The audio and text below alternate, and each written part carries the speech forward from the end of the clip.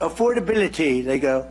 That's a fake word that they use. They caused the affordability problem. It's called high prices. They came up with this word. They're good at coming up with words, but we came up with a good word too. Again, I really wish that I could get, I'm like having a shower argument with a liberal in my head. I think that I would agree with a liberal almost entirely on what the problem is here, right?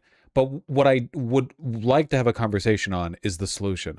I really, really, really, really want to know what liberals have to say about the viability of politics when the Democrats are facing a serious electoral challenge from a party whose one guy, whose main figure, says stuff like affordability is made up. Like, this is unprecedented in all of American history. It's unprecedented in democracy broadly. The idea that you could have a person who is this openly detestable, like it goes beyond just in-group signaling or whatever. Like he literally, like, he'll just go up there and say, I want houses to be more expensive, not more affordable. I think affordability is fake, and this is still like a real election somehow, not a 99-1 blowout. It's unprecedented in the history of this country. So what do liberals have to say about this? Is this not an indication that democracy in the current framework, with the way media and our educational system operate right now, is just not viable? Because that's the feeling I get from this. What I'm looking at when I see stuff like this, the feeling that I get is like, oh, we're done with this. Like, we have lost the artifice. There's no longer even a pretense of alignment in the values of our politicians versus the needs of our people. We have to, like, do something else. It can't be this. Like, this clearly isn't working. Would you support democracy if you found out that every American was just choosing randomly? Would you support democracy if it turned out that every voter, or at least a very large number of them, like 50%, always voted for the candidate whose last name is ordered first alphabetically? So if there was a last name that was like like Aaron or whatever, that would be the candidate they voted for. And 50% of Americans only voted based on this. So in any election, more or less with some variance, the candidate whose last name is prioritized alphabetically would win. Is this a system in which you would defend democracy? What if humans were a species that always, or at least overwhelmingly, supported the taller candidate? This is, by the way, to an extent, this is true. We do tend to favor taller presidential candidates. But imagine, like, no matter what the election, like, we had some kind of innate biological drive, to some extent, to vote in favor of the taller candidate. So, like, about half of the population's votes are determined by that factor alone.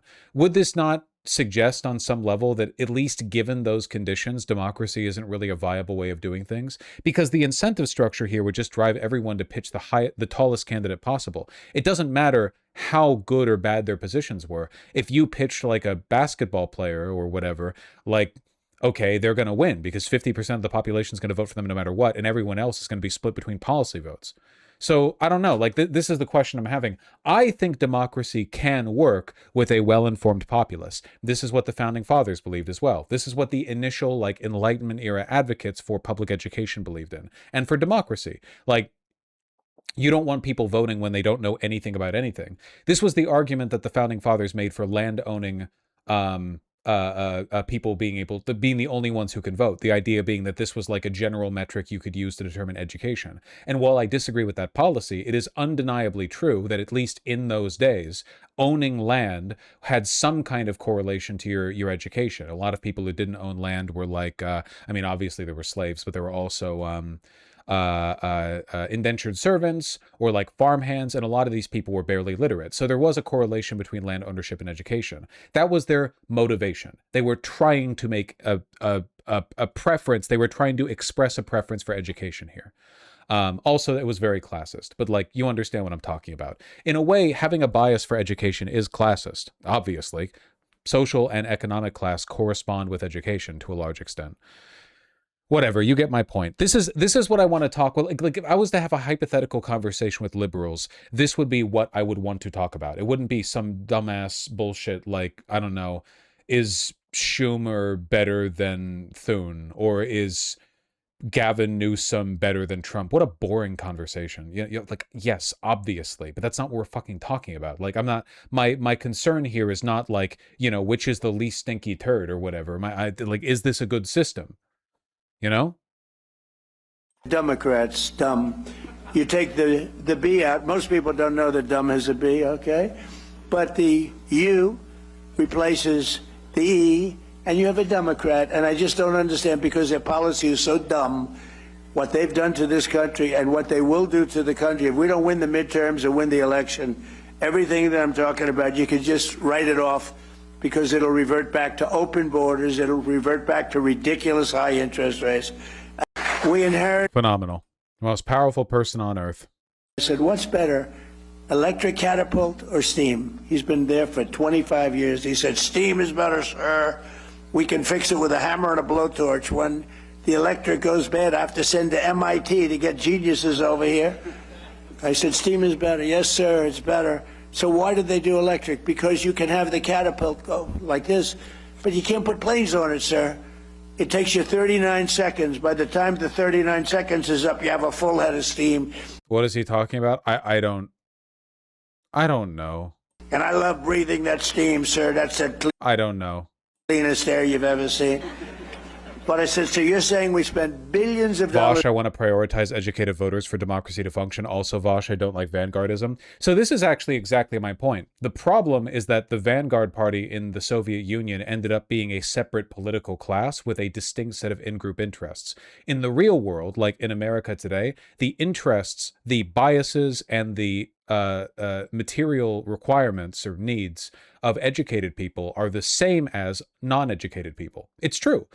Like, educated people in America aren't asking for a separate set of political systems that wouldn't benefit non-educated people but would benefit them. That's because whether you're educated or not, you belong to the same political group. In America, policies that harm uneducated people, by and large, harm educated people too, and vice versa. Whereas in the Soviet Union, they rapidly passed a vast swath of policies, laws that privileged the interests of the vanguard party in a distinct way. That's the problem. I'm talking about different political classes. Now, do I have a bias for the educated in terms of political representation? 100%. Absolutely, I do. But there is a distinction here. Extra to build electric catapults instead of using. And I said, what else do you hear? He said, the elevators are no good, sir. It should be noted, by the way, that the position that I just expressed is identical to that of Karl Marx's. Karl Marx thought that educating the proletariat was essential. That's why he was talking up shit about the lumpenproles, right? But Marx did not, broadly endorse the idea of the creation of a separate political class to manage political affairs. We already have that. We already have a separate political class. We already have one. They're lifted up by magnets. So here's my deal.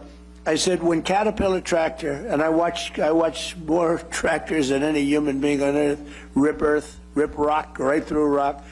It's all hydraulic. So I said, when Caterpillar goes into the business of using magnets to lift up their little blades, when they go in and when they go away from hydraulic, I'll tell you what, I'm going to do something. I'm going to start using magnets, but we don't want to use them. So we're not letting any, Pete, we're not letting any more ships be built with the ridiculous... With magnets. Billions of dollars more they spent on electric catapults, and they're not good. They're not nearly as good, too complex. And by the way, we had to call the ship in twice because their catapults didn't work, and I predicted that was true. And the same thing with the... I genuinely don't know what he's talking... I don't know. You can't ask me what he's talking about. I don't know what he's talking about. Magnetic elevators. We want them to be made hydraulic, which it can be hit by lightning, it can be hit by anything. When a little water touches the magnets, it doesn't work anymore. And you're in the Atlantic Ocean with waves that are 60 feet high, and the Pacific Ocean with waves that are 70 feet high, and they're talking about... He's talking about aircraft carrier launching system for planes. Okay. Magnets, it makes you want to get sick. I actually called in the architect of the ship, and I said, have you designed a ship before? Well, I haven't spent a lot of time on that, sir. No. Even the cab, the tower, they have it in the back instead of in the middle. It's supposed to be in the middle where you have more room. I said, why'd you move there? Well, we thought it was very good. Why did you do it? And why is the ammunition under where the admiral is, the tower. They have the tower. So, right, like this again, this kind of contributes to my point. Like, what do you do when democracy doesn't work anymore, I guess? Like, what do you do when the incentive structure is fundamentally broken?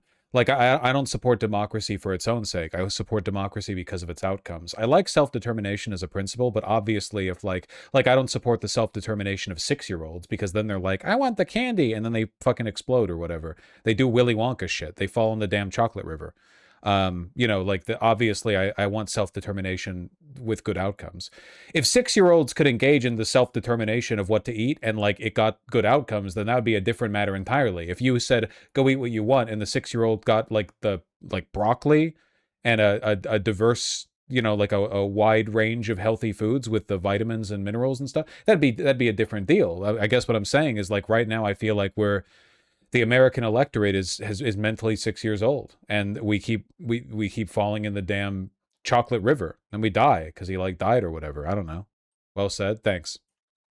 All right. Well, seems like he's on one for this press conference. Might as well take a look at what our fucking POTUS is up to. He's been really amazing. You know, he used to do interviews. All he wanted to talk about is war. Sir, would you give a pardon to 19 soldiers? Why? Well, they killed a lot of people. They were trained to kill, and that's what they did. And I pardoned a lot of people. But they've all been well behaved, right? Okay. Good. Otherwise, it'll be a big story. Trump shouldn't have let him go. But I'm blaming you, Pete, okay? But he was very successful, actually, on television. I think he probably hated it because he can't love anything more than what he's doing right now, and he's doing it incredibly well. All right, cool, great. This ridiculous CHIPS Act where you get billions of dollars to a company and they didn't even know what the hell to do with it. You give them billions of dollars, they say they're going to build. Nobody knew what to do with it. And of course the standards were so high. If you weren't transgender, as an example, you didn't qualify. So they get the money, they look all over for transgender people to run the company, large portions. They couldn't find them. They weren't into the chip making business, I guess, right? They had other things on their mind. But this was the Biden fools, those idiots that almost destroyed our country. Yeah, man, sure. I just don't really know what we're supposed to do with democracy in a country where the president can say the CHIPS Act only went to transgender people. I don't really know what we're supposed to. I don't really know what we do, like, following from that, I guess. It kind of feels like past a point we have to wake up and smell the roses, acknowledge that the music is playing. Specifically this music, just sort of. We then got hit with COVID, but even including COVID, we did a great job in COVID. We never got credit for it, but every country was ripped apart by that disaster. There are a lot of trans girls in comp sci. Do you think that, like, I don't know, Trump accidentally overheard some J.D. Vance ramble on Ray Blanchard or whatever and is just, like, regurgitating it? What really makes me sad is how my parents believe there's nothing wrong with the admin. He's ordained by God. Well, this is what I mean about democracy not being viable. Like, the existence of people like your parents is an argument against democracy. And I don't mean that in the cutesy, like Winston Churchill, democracy is the worst system ever tried except for every other one. I'm saying that in the very, like, straightforward, like, no, I mean it. It's not viable kind of way, you know? I know there have always been people like that, but I feel like the detachment from reality has only gotten worse with time. But the only one they have that I know of is one that they want to use. They use it they don't use it in terms of energy. They showed people, look how beautiful this is, as those poor suckers buy those windmills and lose their ass. But it's a terrible form of energy, most expensive form of energy. Democracy has had demagogues since Greek times. Yeah, but I'm not necessarily railing against demagogues. I'm railing against, like, about 40% of the country being anti-reality. This goes beyond just demagoguery. Demagoguery is just a natural byproduct of human social incentives and behaviors. There will be demagoguery in literally any political system, no matter what. It's something you have to manage, but it's inevitable. This is not inevitable. This is a deliberate byproduct of capital doing everything in its power to prioritize its own interests, no matter what. Even if it means the destruction of the country that they reside within. Capital has no chains on it anymore. They used to, and now they don't. It used to be that business leaders would genuinely worry about regulations. They would worry about calling down the wrath of Washington on them, the FTC or whatever else. But now that's done. Like, now open criminals, fraudsters, people who get away with billions of dollars in flagrantly illegal behavior, white collar crime, they just go up to the president, they ask for a pardon, they work with him. There is no chain on this anymore. So it's not really demagoguery that I have an issue with. It's that there's just like no, and a significant number of the people are like totally on board with this. So you want to go back to monarchy feudal system? No, you can't go back like that. The material dialectic doesn't work in reverse. You can't what I'm saying is the political system that emerges, that thrives, is a byproduct of environmental conditions, right? Technological and social changes led to the emergence of democracy as a norm, same with fascism, much the same way that, feudalism wasn't conjured up out of nowhere. Mercantilism too. Like, these systems exist not because people just thought of them, but because the material conditions allowed for their existence. Not to say that human will isn't involved, just that it's a complicated environmental, it's a multipolar set of forces that lead to these being the case. We're not going back to feudalism. It seems like what the elite are trying to do is turn us into Russia, a kind of like sham democracy oligarchy, a managed democracy where wealthy people have basically no laws that apply to them, and democracy is maintained via overwhelming media control, to the point that like basically 3 companies owned by 3 people control everything you hear and see. That through algorithms, independent media is controlled tightly, maybe not at an individual level, but in terms of like on average, people are seeing what they need to see. And mainstream media is controlled very tightly. Yeah, kind of like modern techno-feudalism, oligarchy, managed democracy. Buzzword, buzzword, buzzword. But I don't know if that's necessarily how things are going to go. I just think that's what the elites are trying to do. I think that's the direction they're pushing in. I don't really know where we go from this. It does feel like democracy's done, though. Like, the conditions that allow for democracy are rapidly vanishing. Climate change is the big one. Climate change is the big one for sure. Yeah. Energy, it's intermittent, doesn't work, and in my opinion, it kills the environment. It kills the birds, but it's visually, it's terrible. It's terrible. It's a terrible thing, and I'm proud to say that we have approved almost none. I think none.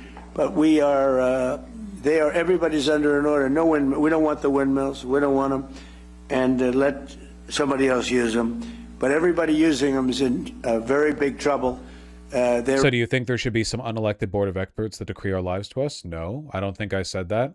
It makes it difficult for me to assume you're asking these questions in good faith when you assume my positions. I just explained pretty thoroughly what I think. I don't know what comes next. All I know is that like the precursor, the systems now that prop up the environment, that prop up the current political and economic paradigm, are failing rapidly. I can tell you what they want. I don't really know what the best outcome is here, because I don't know if we can really plan for the system. Then you're doing the Winston Churchill thing? No. Winston Churchill was defending democracy despite its faults. I'm saying democracy is no longer viable. Those are different statements. I don't know what comes next, because like I don't think we get to plan what comes next. I don't think that what happens next will happen because we plan for it. I think what happens next will happen because we must endure it, which is a totally different deal. I have no idea what kind of political systems are going to be required or incentivized in a world that is like burning to a crisp. I don't really know what. So which is why I prioritize advocating for resiliency over other things, That's like my big push, I guess. Maybe Kowalski, I don't know. I haven't thought about it in a while. You're doing the Churchill thing in that you're criticizing democracy without providing an alternative. What I'm doing is definitionally different. So I feel like you're being contrarian, or maybe a little bit ridiculous, or maybe just unintelligent. Winston was saying there are problems with democracy, but it's the best system we have. I'm saying it's no longer viable. He's making a normative statement endorsing it. I'm saying that descriptively, not normatively, it cannot continue. These are fundamentally different statements. They're not only different in their in the intent or the motivating force behind my statement, they're different in their nature. The difference between a normative and a descriptive statement. You're doing the Churchill thing in that you're a man, but I wasn't that kind of man. I'm really trying to explain my point here. I'm asking you what you think the alternative to democracy should be. So to be really clear for the third time, I think that it is difficult to advocate for a system irrespective of the environment in which that system is built. Or to put it another way, I can tell you what I would like to see in terms of policy positions or whatever, but what I'm telling you right now is not a statement of what I want, it's what's possible. I think that the systems that emerge because they are possible, not because we want them. People don't, amidst the turn of the 18th century, people didn't want the Industrial Revolution. The Industrial Revolution didn't happen because people were all like, I would like it if all this happened. It happened because the material conditions changed. The availability of new technology and social developments trended in 18th century England into a new modality, a new relationship between the workers and the owners, one totally unique in human history up until that point. Nobody prior to that point could have known what system was viable after the introduction of that technology, those environmental changes, because they didn't know what those changes would be. I don't know what the world's going to look like in a year, let alone 10 years from now. The problem is that I think the world is going to look very different. I don't think it's going to be like similar a year from now or 10 years from now. I think it's going to be very, very different. So different that democracy is no longer viable. That's exactly my point. Do I want this? No, I don't want the world to fucking end due to climate change. But I think it'd be irresponsible of me to be like, well, I would like socialism. Okay, so of course you know I want socialism. You understand that I have strong critiques of the market economy and that I have strong critiques of the existence of the bourgeoisie as a economic class. Of course, yes, okay. So what systems end up being viable in the next world? Let's call it the next world now. The world after climate change, mass climate migration, so on and so forth, AI, like techno surveillance. After these changes really take hold, what systems become viable?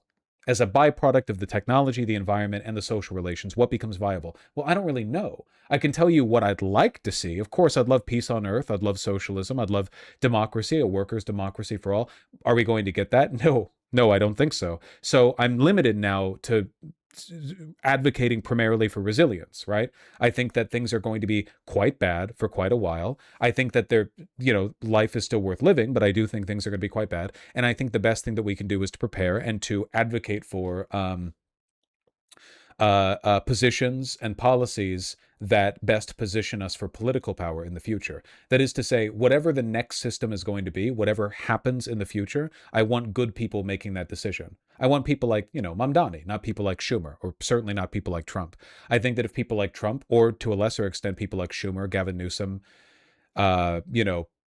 Clinton's, Kamala Harris, whatever else, if those people are the ones in charge, if the circumstances lead to them being in power, I think that the world in the future will be much worse. I think that we will revert back to a much baser form of tribalism, ethno-nationalism, gunning down climate refugees at the border, the mass abandonment of cities and structures and infrastructure and so on. I think a better world is possible, but I think it will require people in charge who are capable of, engaging in like a more fundamental critique of and replacement for our existing economic structure. Is that thorough enough? So TLDR, I can't do this. This has been 20 minutes so far. You have milked me. I am milked. Okay, my balls are empty. You've gotten everything I can give you right now. You've basically procured a whole thesis from the ether. I leave it to you, the act of interpretation, as communication is a two-way street. We're in energy trouble because they don't work, and very expensive, most expensive form of energy, and they don't work. I mean, to think, so I call it a military operation, but I call it whatever you want. It's incredible. It's like it hasn't made a dent. A lot of people thought oil would go up to $350 a barrel, and today it's at $79. A couple of days ago, it was at 60. I feel like that could be a good YouTube short. Maybe. It's a little bit long for one, but I guess YouTube shorts can be like 3 minutes now or something. I don't really know. They can be pretty long. Yeah. I don't know. I mean, yeah, it's important. This is what informs my optimism, to the extent that I have any. My belief that we can get a better slate of people in charge when it matters, when it really counts. That's my hope. I think it's very, very important. Like overwhelmingly important. Like I think the lives of billions of people will hinge on our ability to convince voters that there is a better alternative than the road we're currently headed down. It went up a little bit because I had to take tough action because they did not obey what they're supposed to obey. I mean, they just didn't do it. So we took a little action. But very good, Mr. President. When that settles down, I think you're going to have $55 oil, which is all great for what you're doing, maybe less than that. I mean, to think, so I call it a military operation, but I call it whatever you want. It's missile defense shield. We're building a golden dome over our country, and it's going to be a very effective one. We had 111 missiles shot a few weeks ago by our lovely friends from Iran. They were aimed at the Abraham Lincoln, which is a beautiful aircraft carrier, by the way. The SS Abraham Lincoln, 111 in a short period of time. Out of the 111 missiles shot, 111 missiles were knocked into the sea easily. Think of that. How wonderful. Critical minerals, and I hope you're going to do magnets. Somebody out there, I hope you're all brilliant people. Magnets. Do magnets, okay? I'll tell you how to make money. Do magnets. You're doing a lot of great stuff. Do magnets. Because one thing we don't have, but we're getting close, but do magnets. So I hope John Gray is listening to me so he can give him a couple of bucks and go into the magnet business. I guarantee it's going to be a success. It's one thing we don't, for some reason. We're doing bits. We're doing ancient bits. We're rediscovering ancient bits. Powerful new vehicles for our military already in a different truck, and Mack truck is doing really well, and they've been great. And because we're here in Pennsylvania, where State Trooper Michael Farrow was killed just 2 weeks ago by an illegal alien operating a semi-truck on a commercial driver's license, which he should never have had. He was here illegally, came in through Biden. Today I'm making one more important announcement. My administration will soon take historic action to get illegal alien truck drivers who are just killing a lot of people. They can't read signs.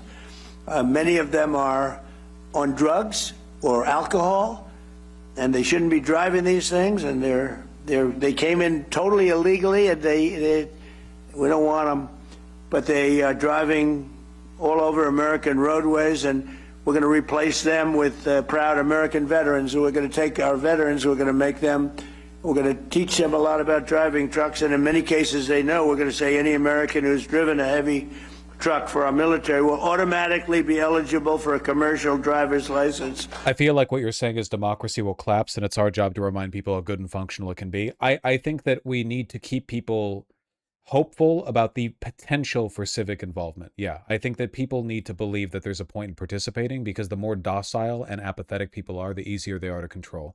If people strongly believe that a better future is possible, it becomes true. And if people believe the opposite, that becomes true. We want people to feel hopeful about the future. Or even if they're not hopeful, they have to believe there's a point in trying. It's one of the reasons why I'm so bullish on Mamdani. Mamdani is a phenomenal example of a reminder to millions of people across the world, tens of millions. I mean, a lot of people pay attention to Mamdani, that good governance is possible. It is possible. It is possible to do good, to promise things and to win and to do good, to try harder and to reward people for their faith. Even with how fucked up and inefficient our system is, with how hard progress is, he can still do things. That's very, very important. It's so important, I actually consider it more important than most actual outcomes, most policy goals. That is to say, reminding the voters that there is a point in trying is in many cases more important than the actual empirical outcome of those policies. To put it another way, and to make myself, I guess, a little bit more like attackable for this position, I would rather Mamdani promise people a position that would lead to, let's say, some inefficient outcomes. Like maybe it's a bit of a bad idea. I'm not saying some crazy, horrible, like, like I think we should drop a bomb in the middle of Wall Street or whatever. Just some like, some inefficient policy. Like his state-run grocery stores, city-run grocery stores. Let's say the city-run grocery stores aren't really that good of an idea. You do the math, they're not that good of an idea, okay? Whatever, people have tried this. I'm not engaging in whether or not it's a good idea right now. I'm just saying, like, let's say that is the case. I think that it would be better for him to try them, engage with it, give it an earnest shot, even if it ends up wasting some money, and then to turn to the voters and give them a report on what they wanted, rather than to just drop it quietly and never address it again because he was convinced it was a bad idea. The reason for that being, I want there to be a dialogue between the voter and the candidate. I don't want those decisions to be made technocratically all behind the scenes, for the voters to just endure what their betters say is right. I want for Mamdani to be public about it, to be engaged with it, even if there's some inefficiency in the process, because the outcome of that is that people feel engaged. That engagement is also a win. That is to say, voters feeling like they have participated is an externality that must be factored into our assessment of politics. If you have good policy outcomes, but as a byproduct, voters feel alienated and disenfranchised, that is a bad outcome. That is an externality you have to factor for because it has measurable negative impacts down the line. You get my point.